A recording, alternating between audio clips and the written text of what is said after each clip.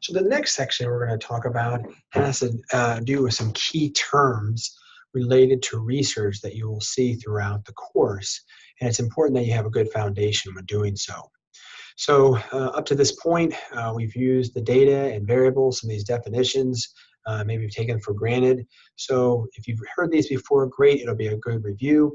If not, it'll be something that will help give you a solid foundation as we move forward in understanding research methodology. So let's take a look at some of these various terms that are needed for research methodology. The first is quantitative data versus qualitative data. Well, quantitative data is very common. It's numerical data such as age, weight, height, such as blood pressure, maybe strength, muscle cross-sectional area size, that can be quantified as in numbers, or they can appropriately be recoded into numerical data, such as saying female equals 0, male equals 1, for example, when you recode them. And this allows for you to do some statistical measures that we'll talk about later in the class. The other type of data is called qualitative data. Now, this data is much different than quantitative data in that it typically comes in the form of responses to open-ended questions during focus groups or interviews and surveys.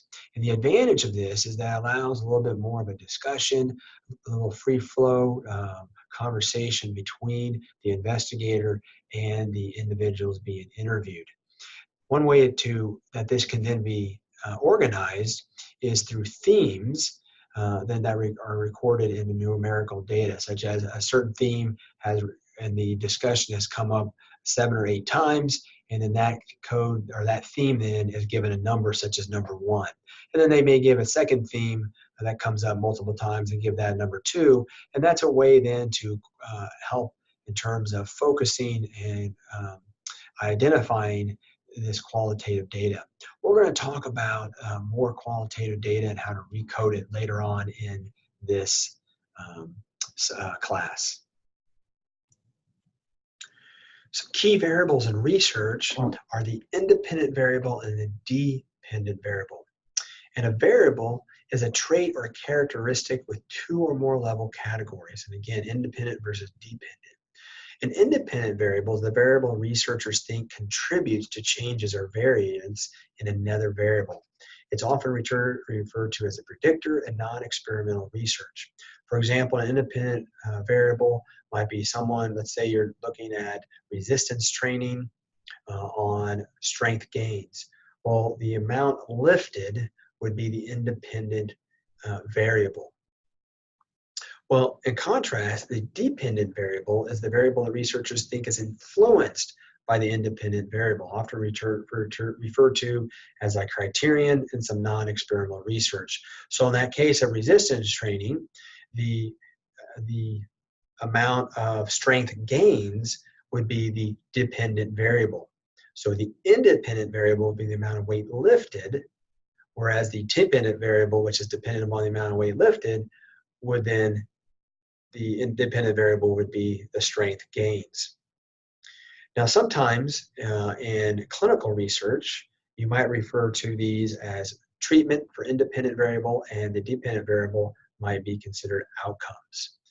So those are some very key words that you need to be aware of: independent variable versus dependent variable. So take a moment, make sure that you understand the difference between the two before we move on.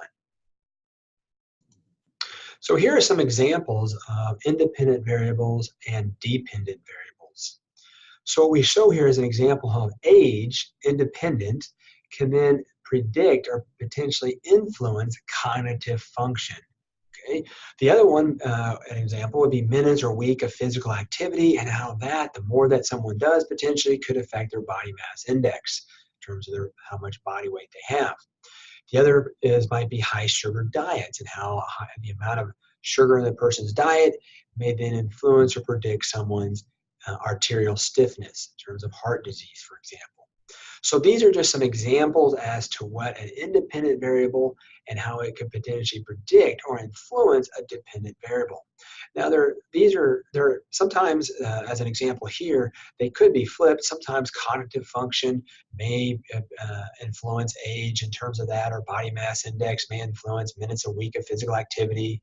So sometimes these can be, flipped back and forth. So when you're doing your research or working on your project, they can be a little more cut and dry, a little more straightforward, or they can be something that might have a little bit more flexibility. But the key that you need to understand is how the independent variable can then predict or influence dependent variables. So here's an example of an abstract that uses both independent and dependent variables. In red, you have our underline in red is the independent variables, and in green are the dependent variables. And this is just an example of some of the type of research seen in this course before. Sprint interval training is very popular, or various other exercise. But the point of it is that in an abstract, they're generalized in terms of a broad overview of the difference between the independent and dependent variables. So when you're reading an abstract or you're writing an abstract, for example, you can see that having both independent and dependent variables are included to allow the reader to give some sense at the very beginning about what the research is about. So the next topic we're going to talk about is the research purpose, hypothesis, and question. So now that we have an understanding of some of the basic terms in research, let's talk about what the meaning is meant by a purpose or hypotheses and some questions to consider. So the research purpose is a brief statement about why the research study is being carried out. So it's very important to really set the stage for the reader to let them understand why this study was conducted in the first place. And so you have a purpose statement, and that is used to identify in general what the independent and dependent variables of the study will be. For example, you have the purpose of the study will be to examine the effects of high-intensity interval training on markers of cardiovascular health. Well, high-intensity interval training would be the independent variable, and how that might influence the dependent variable, cardiovascular health. So this is an example of what a purpose statement might look like.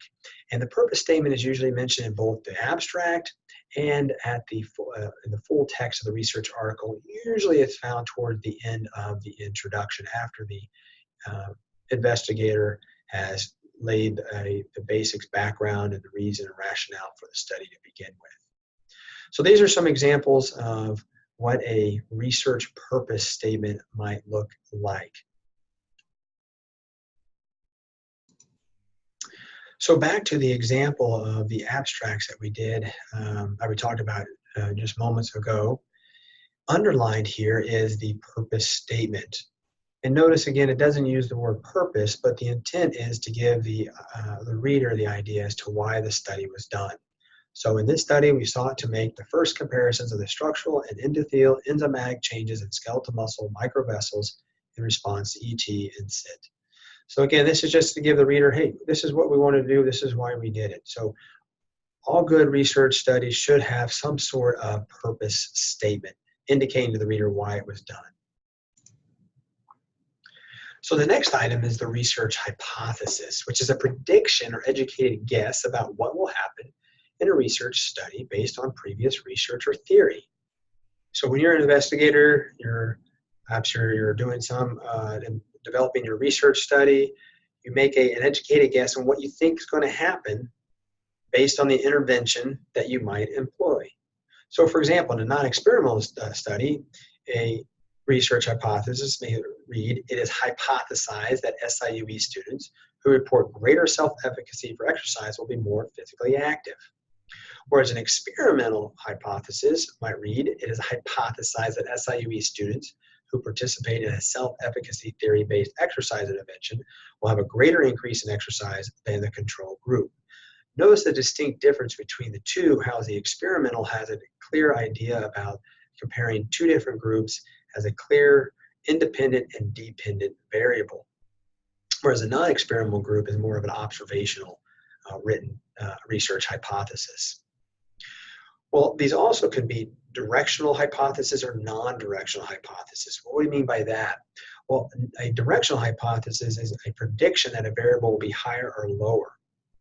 So for our example above, when the hypothesis was greater increase, it was hypothesized that it would go higher, whereas it could be hypothesized that it would be less or lower than. Whereas a non-directional hypothesis is a prediction that two variables will be significantly different, higher or lower. However, the individual or the investigator is unsure as to the direction it might go. And we'll talk more about this later on, but the null hypothesis is that stated where there is no significant correlation or difference or effect in between the independent and dependent variable. So let's go back to an example of how this research hypothesis would look. So here's an example of an abstract that indicates in red underline the aims are, which is another way of the purpose of the study. So you can see in this particular, there were 3 different aims or purposes of the study. Whereas in green, underline, that is the hypotheses that is expected from or the predicted or educated guess that the investigator thought may or may not happen. In bold, you will notice those letters indicate the direction as to what they feel the effect might have from the experiment. In the yellow words, response to indicates that an experiment might occur when looking at this study. So again, this is an overview of what a aims or purposes might look like, followed by the hypotheses, and then in bold the direction that the investigator believes might happen with this hypothesis due to the investigation. So the last thing is the research questions. So a research question can be used as a substitute for non-directional hypothesis. But it's key, there's some things to consider when using a research question that you may not know a direction to, up or down, good or bad. But the research question should be worded in a way that a simple yes or no answer would not suffice. So give me an example here. A bad research question would state, in quotations, do the effects of CYT and ET on skeletal muscle microvasculature differ? Well, that's simply a yes or no. There's no explanation, it's just simply yes or no, and there's no details needed. However, a good research question would indicate as, quote, how do the effects of CYT and ET on skeletal muscle microvasculature differ? So simply changing the word do the effects to how do the effects can have a profound influence on a good research question versus a bad research question. Because in a good research question, then the researcher or investigator would need to provide additional details as to how those effects occurred.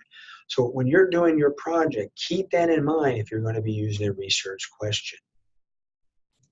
Or when looking at other people's research, making sure that you look for whether or not that research question was worded correctly.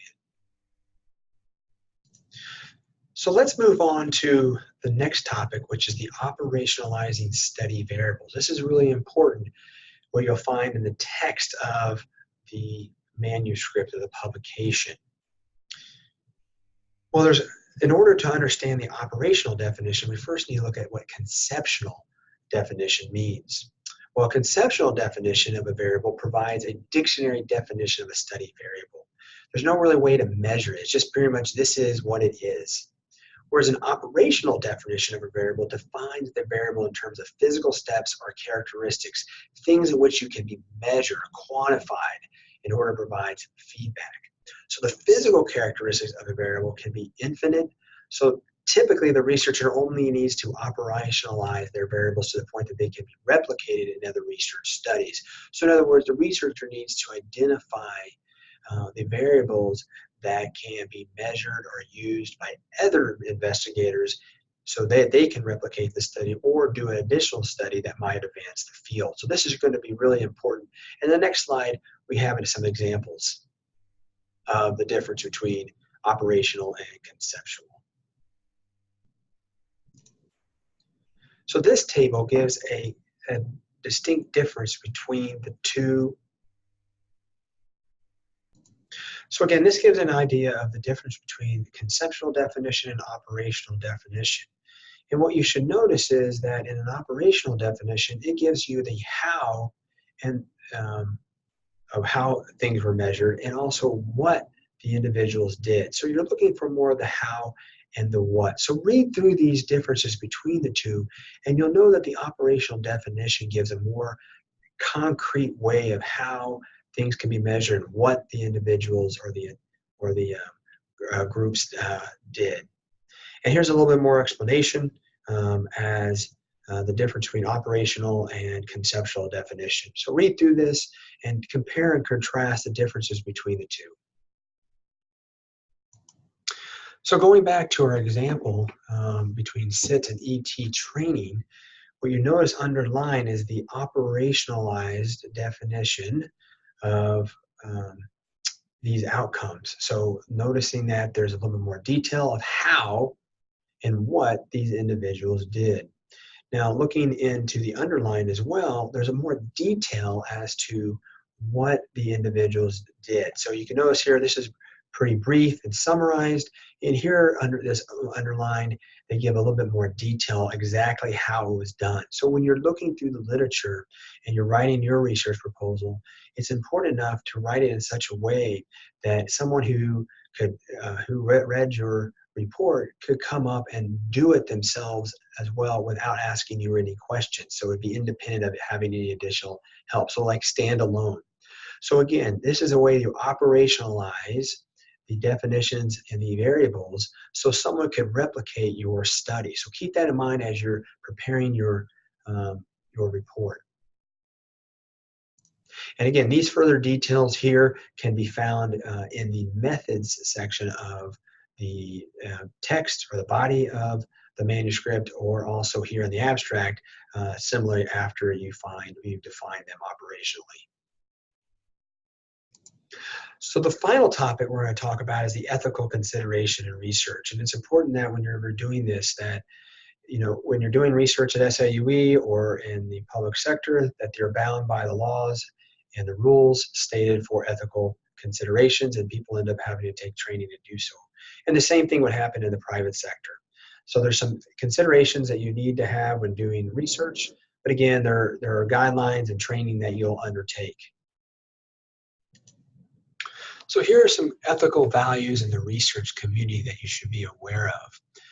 Participants must be protected from both physical and psychological harm. So it's important that the subjects are made aware up front about what they are agreeing to do, but it's important that the investigator shows that the subjects will be protected and no harm, whether physical or psychological, will occur.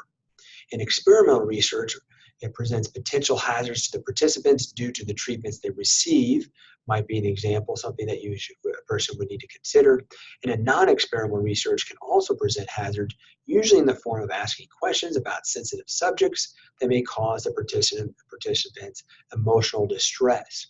So you would need to take caution and make sure that all physical or psychological harm is prevented, at least to the best of the investigator's ability. It's also important that participants have a right to privacy, that none of their information is made available to others unless they agree up front that that will happen. And along those same lines, participants have a right to have data collected about them kept confidential. So again, when coding information or coding data, there should not be any identifiable variables associated with their data. So there would be no way to identify and acknowledge or know that a participant was part of a study. So these are things that you should keep in mind when performing ethical research. Make sure you protect the individual from physical and psychological harm, keep their information private, and also keep it confidential. And finally, there's some ethical values in the research community that you need to make the subject aware of. One is that participants have a right to the knowledge of the purpose of the research before they agree to participate. And what this is, how this is performed is through an informed consent. Participants have a right to provide or be provided informed consent in a form of a document where basically it goes over what's going to happen, what's expected of them, so they can make a educated decision about whether or not they want to participate. Nothing should be kept from the individual or the potential participant. They need to provide informed consent via a document. And this should be done before any type of data collection or anything is performed on the participant. It's also important, too, that informed consent must be provided by able-bodied individuals that are able to provide informed consent for themselves. And also, in some cases, participants have a right to be debriefed after the research is over. That might be immediately after it's over, or they are given the opportunity to see the results in, say, a manuscript setting. So you would just provide that opportunity, letting them know that after the study is done, we'll write this into a research proposal, or excuse me, a research manuscript, and you'll have the opportunity to see the results. So again, it's very, very important when reading your research literature that usually in the somewhere in the text, the investigator will indicate that all participants gave informed consent. And that's, again, a document where all the information about what the study is going to be about and what they're expected to do is provided in a written document that they sign and that the investigator signs. All right, so this is the end of the lesson 1 regarding the overview of research methodology. Make sure you have a good understanding of this prior to taking the exam.